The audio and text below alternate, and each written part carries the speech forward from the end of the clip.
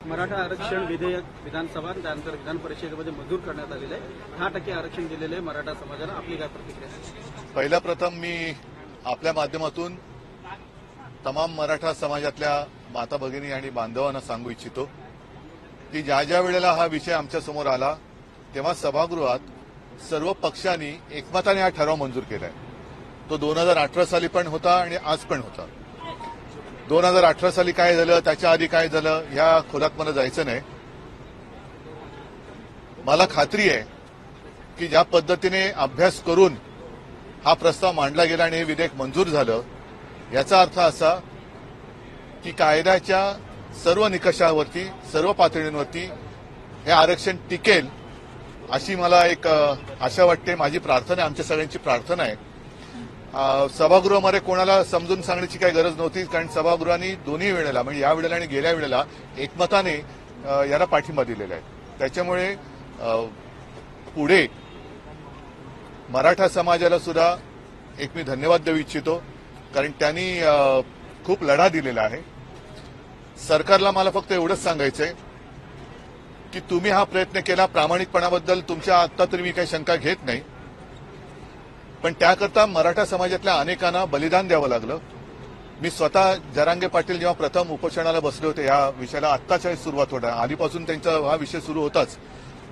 जालनाला गेलो होतो, आंतरवेली सराटीमध्ये अंबरस तुम्ही पण होतात, अनिल तुम्ही होतात, अशोकराव होते, संजय राऊत होते। ज्या निर्घुणपणाने आणि निर्दयीपणाने त्या आंदोलकांवरती अत्याचार केला गेला होता, डोकी फोडली होती, ती फोडण्याची काही गरज नव्हती। हा विषय पहिल्यापासून शांततेने सोडवता आला असता। मला आज जास्त काही राजकारणामध्ये बोलायचं नाहीये, पण कोणत्याही समाजाच्या आरक्षणाला धक्का न लावता हे आरक्षण दिले असं मुख्यमंत्र्यांनी सांगितलं, त्याच्याबद्दल मी त्यांना धन्यवाद देतो आणि एकच प्रार्थना करतो की पूर्वीचे सगळे अनुभव लक्षात घेऊन हे आरक्षण, परत सांगतो, कायद्याच्या सर्व निकषांना आणि पातळींवरती टिकून राहील आणि टिकणारं आरक्षण हे मराठा समाजाला मिळेल अशी एक आशा बाळगतो। आता आरक्षण दिल्यानंतर हे आरक्षण शिक्षण आणि नोकरीमध्ये दिलेलं आहे। शिक्षणाचं ते आता शैक्षणिक वर्ष सुरू होईल तेव्हा आपल्याला सगळ्यांना कळेलच। तातडीने आता किती जणांना, मराठा समाजातील बांधवांना आणि भगिनींना नोकऱ्या कुठे मिळणार आहेत हे सुद्धा सरकारने जाहीर केलं तर सोन्याहून पिवळं होईल।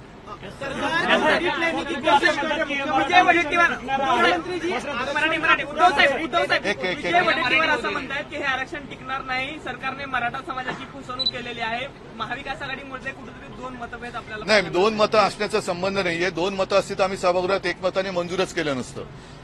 तुम्ही नीट समजून घ्या। मराठा समाजाला पण मी हेच सांगतोय की आतापर्यंत एकदा दोनदा गेल्या महिन्यात सुद्धा गुलाल उधळला गेला होता, पण नंतर लक्षात आलं की फसवणूक झाली। त्याचप्रमाणे आता सुद्धा ज्या पद्धतीने सरकारने एक हमी घेतलेली आहे, ही हमी निवडणुकीच्या तोंडावर घेतलेली आहे। निवडणूक तर याच्यामध्ये काढून घेण्याचा काही त्यांच्यात डाव नसेल ना, असा प्रश्न मी आज तरी उपस्थित करू इच्छित नाही, कारण मला राजकारण आणायचं नाही। पण पूर्ण खात्री पटल्याशिवाय या सरकारवरती भरोसा ठेवणं जरा कठीण आहे। कारण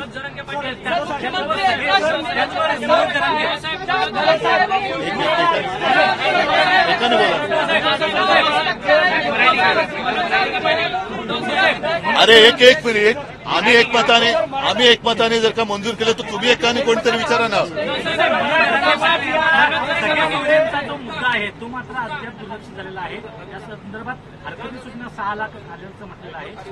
आता हे दोन सध्या जरा वेगळे विषय आहेत, त्याच्याबद्दल मी आता काही बोलणार नाही, कारण मला कुठेही माझ्याकडनं कोणाच्या मनामध्ये काही शंकेचे हे सोडायचे नाहीये। मुख्यमंत्री आज मराठा की कोशिश कर रही है आरक्षण का, कि कह रहे कि 3 महीने में मैंने अपना वादा पूरा किया, इस पर आपका क्या कहना है? मुख्यमंत्री क्या है, कैसे है, उनका इतिहास कैसे है, सारे लोग जानते हैं।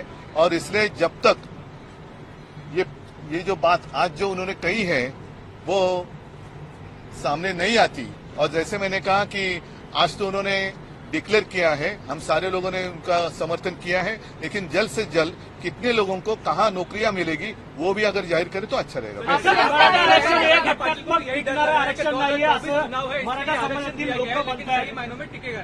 मराठा आरक्षण जरांगे पाटील यांनी ही आशंका जताई आहे टिकेगा नहीं, चुनाव के लिए सिर्फ किया गया नहीं।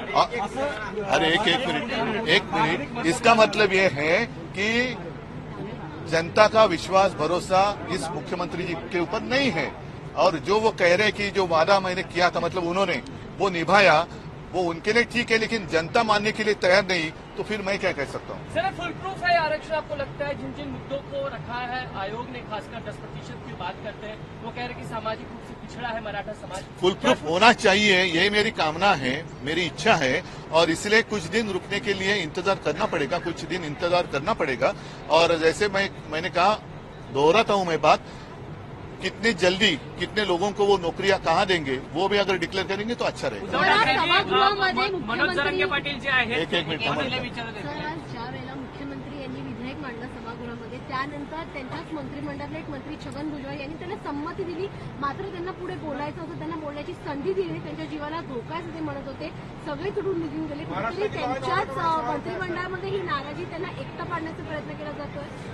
नाही, आता त्यांच्या अंतर्गत गोष्टीमध्ये मी काही जाऊ इच्छित नाही, मात्र परत एकदा सांगतो की छगन भुजबळ असो आणि आम्ही सुद्धा सगळेजण इतर सगळ्यांचंच असं म्हणणं होतं की दुसऱ्याच्या कोणाच्याही न्याय हक्काला धक्का न लावता मराठा समाजाला न्याय हक्क मिळवून दिला पाहिजे, आणि तसा तो त्यांनी आज द्यायचा एक प्रयत्न केलाय आणि त्याची खात्री घेतली। जो विषय तुम्ही आता म्हणालात की न्यायालयात हे टिकेल का, तर ती टिकणार ह्याची खात्री त्यावेळेला देवेंद्र फडणवीस यांनी सुद्धा घेतली होती। आता एक मुद्दा तुम्हाला खास करून सांगायला पाहिजे की तेव्हा मी मुख्यमंत्री नव्हतो, देवेंद्रजी फडणवीस मुख्यमंत्री होते, त्याही वेळेला शिवसेनेनी आणि संपूर्ण सभागृहाने, काँग्रेस आणि राष्ट्रवादी आमच्यासोबत नव्हते, पण एकमताने ठराव मंजूर केला होता। हायकोर्टामध्ये ते आरक्षण टिकलं। तीच टीम, तेच वकील, जे तज्ज्ञ आज सुद्धा आहेत, ज्या तज्ज्ञांचा उल्लेख त्यांनी आज केला, हेच तज्ज्ञ त्याही वेळेला त्या टीममध्ये होते, आणि हायकोर्टामध्ये जी भूमिका मांडली गेली तेच मुद्दे सुप्रीम कोर्टात सुद्धा मांडले, परंतु दुर्दैवाने सुप्रीम कोर्टाने ते फेटाळले होते। आता त्याच्यानंतर माननीय निवृत्त न्यायमूर्ती भोसलेजींच्या, दिलीप भोसलेजींच्या अध्यक्षतेखाली आमच्या सरकारने एक समिती नेमली होती, त्यांनी माझ्या हातामध्ये तो अहवाल दिला, पण यांनी आता गद्दारी करून तेव्हा ते सरकार आमचं पाडलं। आता त्यांचं म्हणणं असे की त्यांनी दिलेल्या शिफारशीनुसार आम्ही हे केलेलं आहे, आता त्या शिफारशीनुसार केलेलं असेल, करेक्शन त्याच्यात केलेलं असेल तर हे आरक्षण टिकेल म्हणण्याचे टिकावं हीच माझी प्रार्थना आहे।